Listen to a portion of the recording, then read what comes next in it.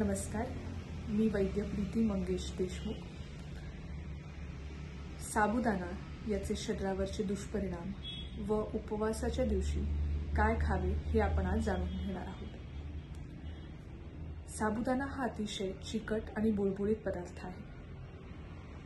उपवासाच्या दिवशी आपल्या पचन प्रक्रियेला विश्रांती मिळणे आवश्यक आहे, पण तसे न मिळता हे पचण्यास अतिशय कठीण असल्यामुळे पचन प्रक्रिया अधिकच अवजड होते। त्यामुळे गॅसेस होणं, आम्लपित्त होणं, मलावष्टंभ, लठ्ठपणा येणं, त्यानंतर आपल्या शरीराच्या इन्सुलिन हार्मोनवर ताण पडल्यामुळे जे नियमित उपवास करतात त्यांना मधुमेह होण्याची देखील शक्यता दाट असते।